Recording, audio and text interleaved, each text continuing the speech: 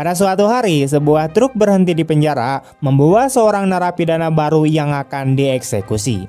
Di waktu yang sama, diperlihatkan kondisi Paul muda yang tengah menderita infeksi saluran kencing membuatnya kesakitan setiap kali ke kamar mandi. Meski begitu, ia tetap memimpin rekan-rekannya, yaitu David, Dean, Harry, dan Percy. Tidak lama kemudian, David memberitahu bahwa tahanan baru sudah tiba. Pria itu digiring masuk oleh Percy, seorang penjaga yang arogan dan sangat kejam. Dalam perjalanan, Percy dengan angkuh berteriak bahwa mereka sedang membawa orang yang pada dasarnya sudah mati, membuat kesal para penjaga lain. Saat tahanan baru itu masuk ke blok, semua orang terkejut melihat ukuran tubuhnya yang begitu sangat besar. Ia adalah John Coffey. Namun ketika Paul menatap wajahnya, yang ia lihat justru ekspresi polos, sama sekali tidak sesuai dengan bayangan seorang pembunuh. Percy yang ingin menunjukkan kekuasaannya mendorong John dengan keras hingga mengenai dadanya. Paul langsung menegur dan memerintahkan Percy untuk mengurus hal lain. Edward Dealorsic, yaitu salah satu tahanan, menertawakan Percy hingga membuat Percy murka. Dalam amarahnya, ia sampai memukul dinding besi dan jarinya patah sendiri. Paul semakin kesal dan kemudian menyuruhnya keluar dari blok. Setelah suasana mereda, Paul membaca berkas John Coffey dan memperkenalkannya kepada para penjaga lain. Saat hendak meninggalkan selnya, John dengan sopan meminta agar lampu jangan dimatikan karena ia takut akan poek. Bahkan ia sempat mengulurkan tangan untuk berjabat tangan dengan Paul, sesuatu yang terasa ganjil jika benar ia adalah pelaku kejahatan yang sangat kejam. Ketika pintu sel ditutup, John tampak murung dan bergumam aneh bahwa ia sudah berusaha menyelamatkan, tetapi semuanya terlambat. Malam itu, Paul mempelajari berkas John lebih dalam. Dari catatan itu, diketahui bahwa John dituduh membunuh 2 gadis kecil di Louisiana. Saat kejadian, keluarga korban panik karena anak-anak mereka hilang. Oh my God. Oh God, please. Somebody took my little girls.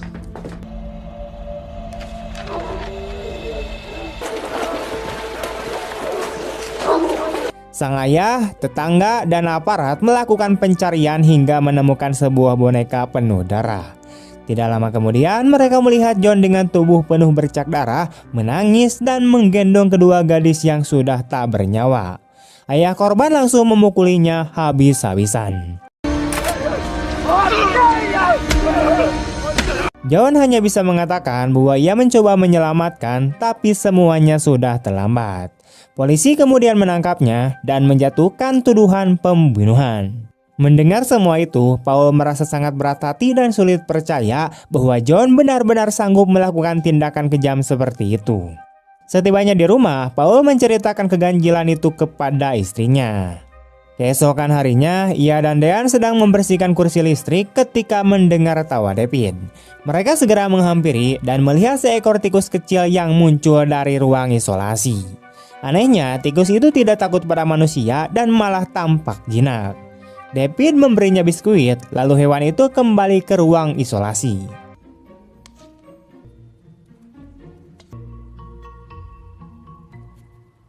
Paul khawatir hewan itu bisa menimbulkan masalah sehingga ia meminta agar tikus itu ditangkap. Namun setelah gudang kosong diperiksa, tikus itu sama sekali tidak ditemukan. Esoknya, ketika Percy sedang menyisir rambut, tikus itu muncul lagi di belakangnya. Percy kaget lalu mencoba menghabisinya dengan melemparkan benda-benda, tapi tikus itu berhasil kabur masuk ke ruang isolasi.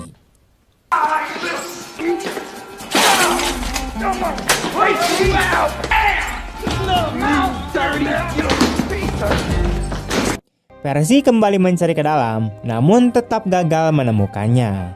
Paul menenangkan situasi dan memperingatkan Percy agar tidak membuat keributan di blok eksekusi, tetapi Percy malah marah dan mengancam akan menggunakan koneksinya untuk menyingkirkan Paul dari pekerjaannya.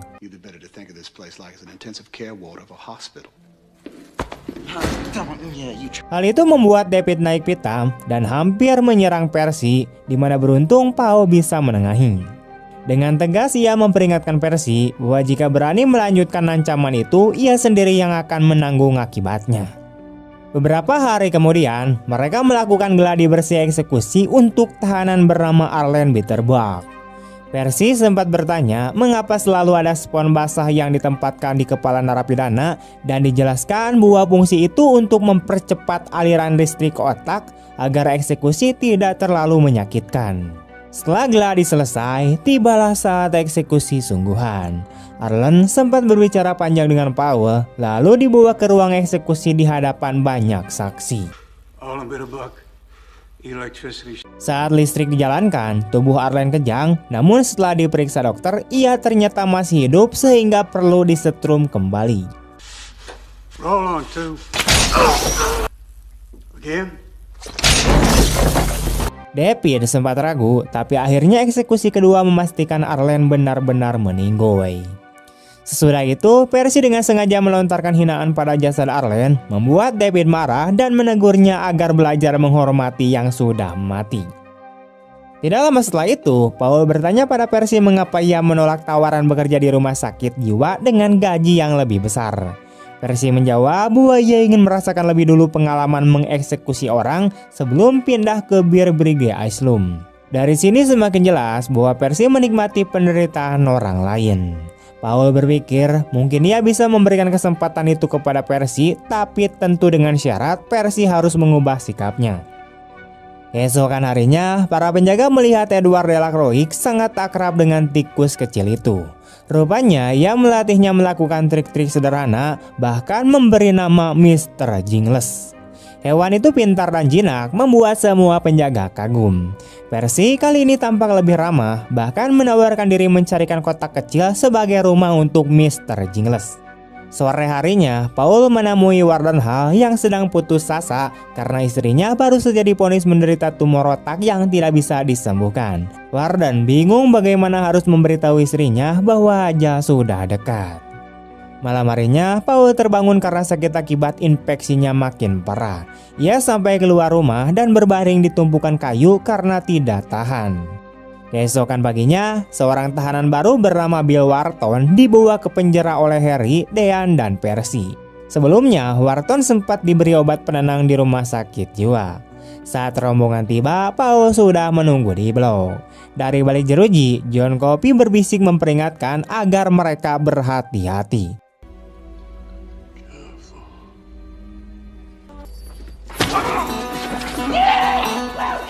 Benar saja, begitu sampai Wharton langsung menyerang. Ia menyikut wajah Percy dan mencekik Dean dengan borgol.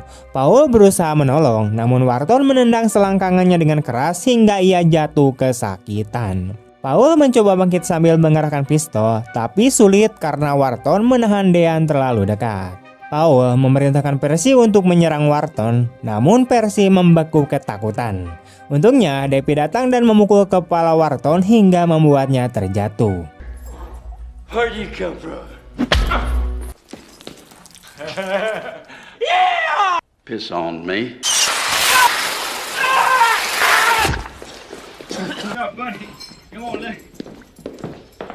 Setelah mereka berhasil menaruh Wharton di Zelda, Paul ditinggalkan sendirian di prison hall, di mana ia mulai merasakan sakit hebat akibat infeksi saluran kemihnya dan jatuh ke lantai. John melihat Paul yang kesakitan lalu meminta penjaga mendekatkannya. Dengan ragu, Paul mendekat ke Zelda tempat John berada, di mana pria besar itu langsung meraih Paul dan menggenggam selangkangannya dengan kuat. Paul berusaha mengeluarkan pistolnya, namun ia berhenti ketika merasakan sesuatu yang aneh sedang terjadi. Beberapa detik kemudian, John melepaskannya lalu batu keras. Sekumpulan serangga hitam berterbangan keluar dari mulut John, dan ia mengatakan bahwa ia telah mengambil sakit dari tubuh Paul dan kini merasa sangat lelah. Paul bertanya apa yang telah dilakukannya, dan John menjawab bahwa ia hanya membantu sebelum akhirnya tertidur karena kelelahan. Setelah itu, Paul pergi ke kamar mandi dan lega saat menyadari bahwa rasa sakitnya telah hilang. Begitu juga dengan kesulitannya buang air kecil. John benar-benar menyembuhkannya. Mengetahui bahwa John memiliki kemampuan penyembuhan, Paul kemudian menceritakan hal ini kepada istrinya. Paul yakin John tidak mungkin melakukan kejahatan keji, sehingga ia mendatangi pengacara John bernama Beth Hammersmith yang dulu membelanya di pengadilan. Paul bertanya apakah polisi pernah menemukan catatan kriminal John, namun Beth menjelaskan bahwa polisi tidak menemukan apapun, bahkan dalam riwayat pribadinya. Beth berkomentar bahwa John seperti orang yang turun dari langit tanpa identitas apapun. Dari percakapan itu, Paul menyadari bahwa Hammersmith sebenarnya seorang rasis yang tidak berniat membela John sepenuh hati. Keesokan harinya, sebagai tanda terima kasih, Paul membawa roti jagung buatan istrinya untuk si John. John menerimanya dengan gembira, lalu membaginya dengan Edward dan Mr. Jingles. Namun tiba-tiba, Wild Bill meraih Percy dari belakang dan mencekiknya. Sesaat kemudian, ia melepaskan Percy sambil berkata bahwa ia hanya bercanda, namun ia menambahkan sesuatu yang membuat Percy ketakutan. Akibatnya, Percy ketakutan sampai mengompol. Malu besar, Percy mengancam semua orang untuk tidak menceritakan kejadian itu atau mereka akan kehilangan pekerjaan. Meski begitu, Edward yang sering menjadi sasaran ejekan Percy tidak bisa menahan tawa. Sebagai balas dendam, Percy menginjak Mr. Jingle dan pergi begitu saja.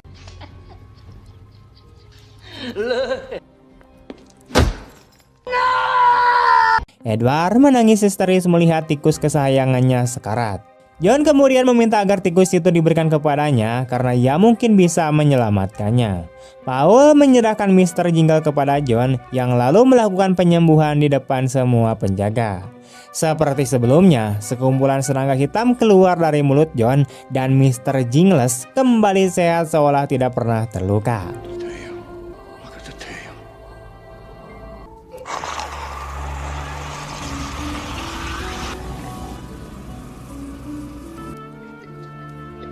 Para penjaga terharu menyaksikan kejadian itu dan semakin yakin bahwa John memiliki kekuatan penyembuhan. Beberapa hari kemudian, tiba waktunya eksekusi Edward. Sebelum dieksekusi, Edward meminta Paul untuk menjaga Mr. Jingles. Namun, Paul tidak bisa membawanya masuk ke ruang eksekusi, sehingga John menawarkan diri untuk menjaga tikus itu sampai semuanya selesai.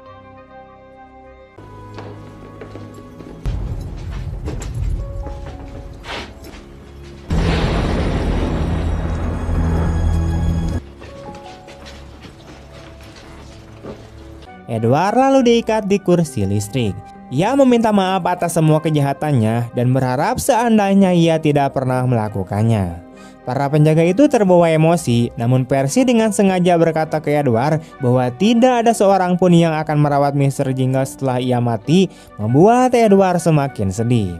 Saat waktunya menaruh spons basah di kepala Edward, Percy pura-pura mencelupkannya ke ember namun sebenarnya menaruh spons kering.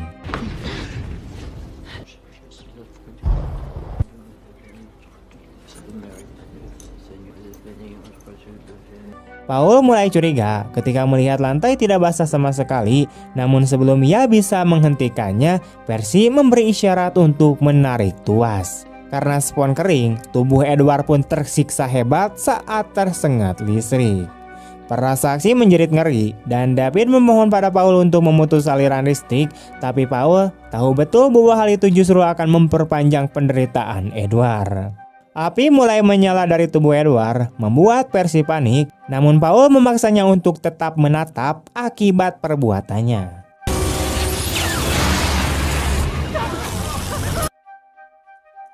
Setelah eksekusi yang mengerikan itu selesai, David tidak bisa menahan diri dan langsung menghajar si babal Percy. Ketika Warden Hall datang dan menanyakan apa yang terjadi, Percy hanya menjawab bahwa ia tahu spons harus dibasahi lebih dulu. Paul lalu mengingatkan Percy tentang janjinya untuk pindah kerja ke rumah sakit jiwa dan menyuruhnya segera angkat kaki dari penjara. Setelah itu, Paul kembali ke Zelda dan menemukan John sedang menangis atas kematian Edward. Keesokan harinya, Paul bersama istrinya mengunjungi Warden Hall untuk melihat kondisi istrinya. Hal mengatakan bahwa keadaan sang istri semakin memburuk. Dari situlah Paul mendapatkan ide berani. Kembali ke rumah, Paul membicarakan hal ini dengan timnya, menceritakan bagaimana John menyembuhkan Mr. Jingles dan juga penyakitnya sendiri. Ia lalu mengusulkan agar mereka menyelundupkan John keluar untuk menyembuhkan istri sang warden. Awalnya semua menolak karena risiko besar yang bisa membuat mereka dipenjara, namun demi menyelamatkan istri Warden Hall, akhirnya mereka setuju. Untuk memastikan rencana ini tidak terbongkar, mereka mengurung Percy di ruang isolasi sebagai hukuman atas aksinya saat mengeksekusi Edward. Setelah semuanya siap, mereka mulai menjalankan rencana. Namun sebelum keluar, Wild Bill menyentuh tangan John. Seketika John mendapatkan penglihatan tentang kejahatan Wild Bill. You bad man. That's right, nigger. Paul segera melepaskan tangan Wild Bill dari John dan membawa John keluar penjara. Saat merasakan udara bebas, John tampak sangat bahagia bagaikan anak kecil. Ia menatap bintang-bintang di langit dan menikmati rerumputan di bawah kakinya. Akhirnya mereka tiba di rumah Warden Hall. Hall terkejut melihat kedatangan Paul dan timnya bersama dengan John. Awalnya ia tidak nyaman melihat seorang narapidana dibawa keluar, namun John mendekatinya dengan tenang dan mengatakan bahwa ia bisa membantu. Setelah itu, John mendekati istri Warden yang sangat ketakutan seolah-olah dirinya sedang dirasuki oleh sesuatu yang jahat. John lalu duduk dengan tenang di hadapannya, berbicara dengan sopan, kemudian perlahan menundukkan kepalanya mendekat ke arah sang wanita. Tiba-tiba cahaya putih keluar dari mulut wanita itu dan seluruh cahaya tersebut diserap masuk ke dalam tubuh John. Jam dinding di ruangan itu pecah, seluruh ruangan bergetar, dan sekali lagi sebuah keajaiban terjadi.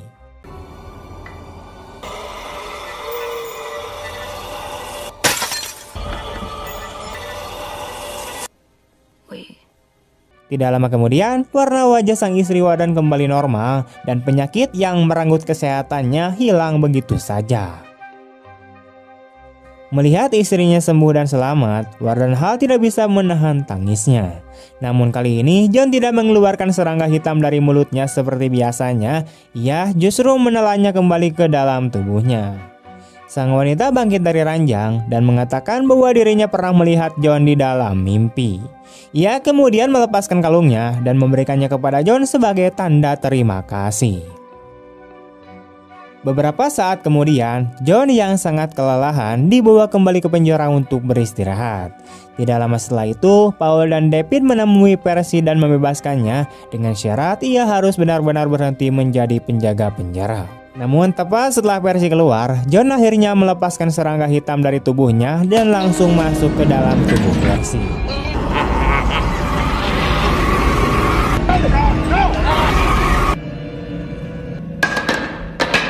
Seketika, Percy berubah menjadi seperti orang kerasukan, wajahnya kosong tanpa kesadaran, dan ia berjalan menuju sel Wharton. Dengan pistol di tangannya, Percy menembak mati Wild Bill tanpa ragu.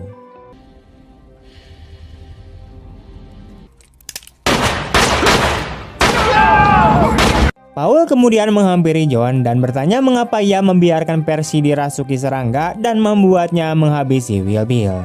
John menjelaskan bahwa ketika Wild Bill menyentuh tangannya, ia mendapatkan sebuah penglihatan tentang kejahatan yang dilakukan pria itu. Ternyata Wild Bill lah yang sebenarnya menyerang dan menghabisi dua gadis kecil, dan John hanya mencoba untuk menghidupkan mereka kembali. Itulah sebabnya John membiarkan serangga menggunakan tubuh Percy, karena baginya itu adalah cara seorang manusia jahat menghukum manusia jahat lainnya.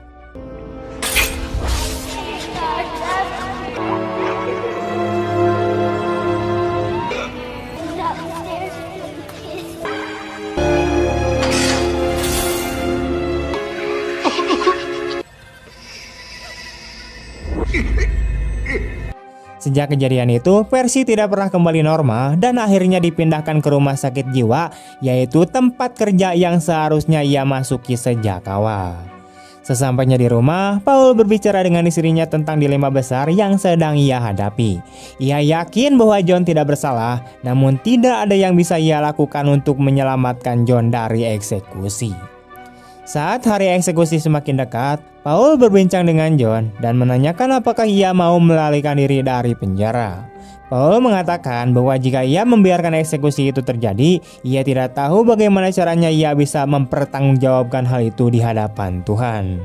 Namun John menjawab dengan tenang bahwa ia tidak ingin kabur. Ia mengatakan bahwa dirinya sudah terlalu lelah dengan kehidupan yang penuh penderitaan dan ingin segera mengakhiri semuanya. I'm tired, boss. Ketika David menanyakan apakah John memiliki permintaan terakhir, John mengatakan bahwa ia belum pernah sekalipun menonton film. Untuk memenuhi keinginannya, John diizinkan menonton sebuah film yang ternyata sama dengan film yang dilihat oleh Paul di masa tuanya pada awal film tadi.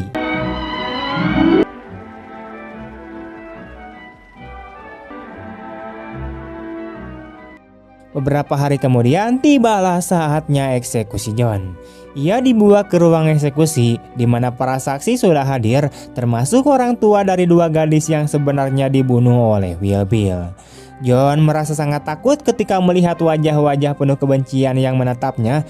Namun David menenangkannya dan memintanya untuk fokus pada para penjaga yang kini sudah menjadi sahabatnya. Ketika John mulai diikat di kursi listrik, para penjaga tidak kuasa menahan air mata. Saat masker hendak dipakaikan ke wajahnya, John memohon pada Paul agar tidak menutup wajahnya dengan kain hitam karena ia sangat takut akan kegelapan. Paul menghormati permintaannya, lalu memerintahkan timnya untuk tidak menutupi wajah John. Setelah itu, ia sendiri menaruh spons basah di kepala John sebagai persiapan terakhir. Tepat sebelum eksekusi dimulai, Paul menghampiri John, menjabat tangannya untuk terakhir kalinya dan mengucapkan salam perpisahan.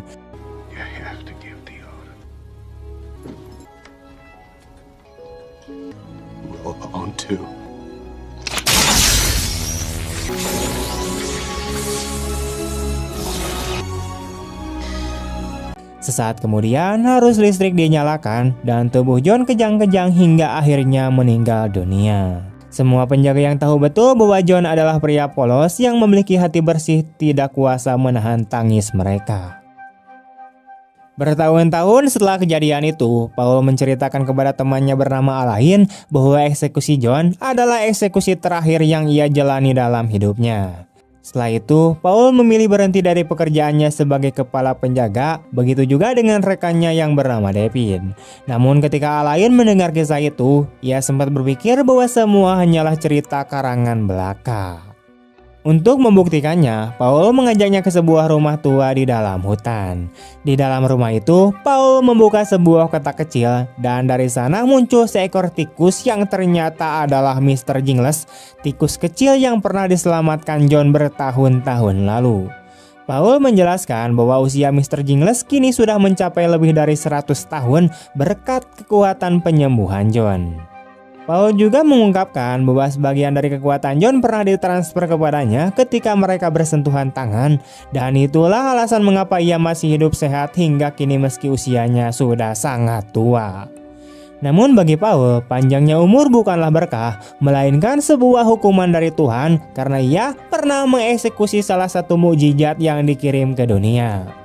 Ia harus terus hidup dan menyaksikan semua orang yang ia cintai satu persatu pergi meninggalkannya sendirian. Dalam adegan terakhir, diperlihatkan pemakaman Alain, sementara Paul masih hidup bersama Mr. Jingles yang menemaninya hingga akhir hayatnya. Cerita pun kemudian berakhir di sini.